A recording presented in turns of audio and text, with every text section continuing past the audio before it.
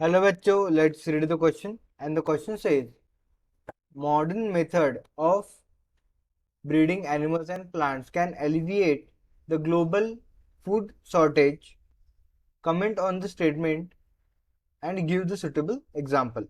So question में मैं पूछा है जो मॉडर्न मेथड्स है animal breeding and plant breeding के, उसकी वजह से जो ग्लोबल फूड, पूरी दुनिया की जो फूड की शॉर्टेज है वो कम हो सकती है।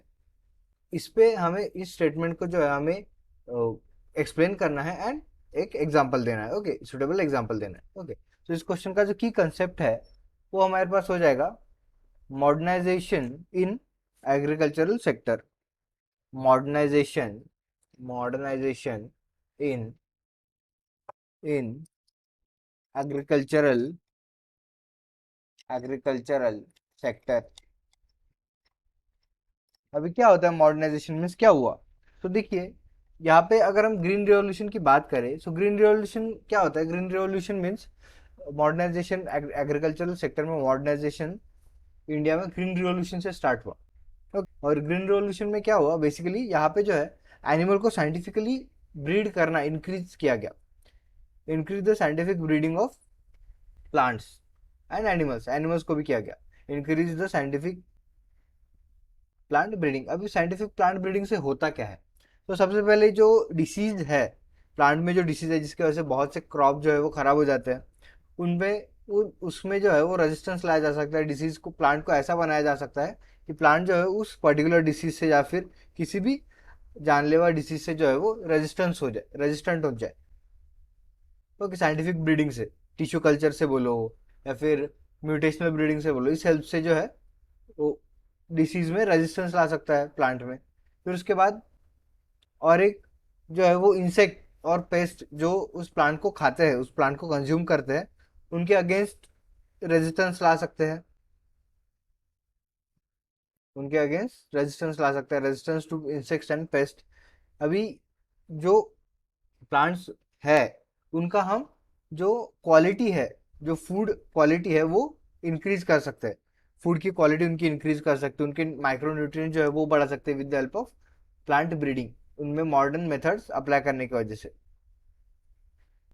सो ये डिफरेंस जो है ये आ सकते हैं अगर हम प्लांट्स में जो है वो साइंटिफिक ब्रीडिंग इंट्रोड्यूस करें, रिकॉम्बिनेशन इंट्रोड्यूस करें या फिर म्यूटेशनल ब्रीडिंग जो है वो इंट्रोड्यूस करें। फिर उसके बाद अगर हम एग्जाम्पल की बात करें तो इससे क्या होता है, जो प्रोडक्शन है वो इंक्रीज हो जाता है। फूड का प्रोडक्शन जो है वो बेसिकली इंक्रीज हो जाए, क्योंकि जो हार्मिंग फैक्टर है, इंसेक्ट्स हो गए, प्लांट्स डिसीजेस हो गए, प्लांट डिसीजेस हो गई, ये सारे जो हार्मिंग फैक्टर है वो हम कम कर देते हैं एंड फूड की क्वालिटी जो है वो बढ़ा देते हैं।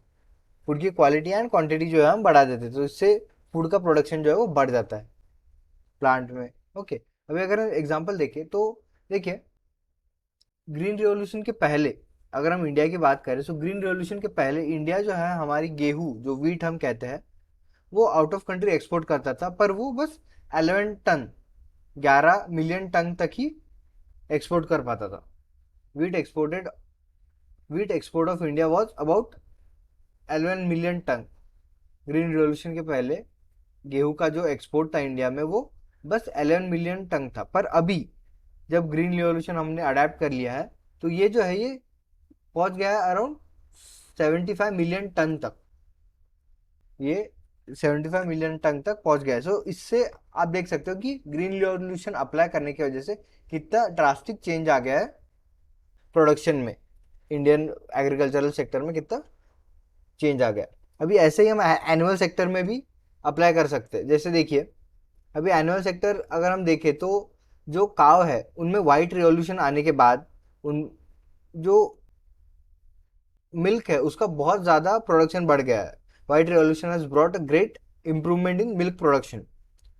जर्सी काउज मिलती है, काउ का जो इंटरब्रीड करते हैं तो एक सुपीरियर क्वालिटी हम प्रोड्यूस करते हैं। सो ये जो है ये साइंटिफिक ब्रीडिंग की वजह से हुआ है। उस काउ को कैसे, उस जर्सी काउ को कैसे परफेक्ट करें मिल्क प्रोडक्शन के लिए, ये हमने scientific breeding, scientific modern method of breeding से ही इम्प्रूव किया है जर्सी काउ को। सो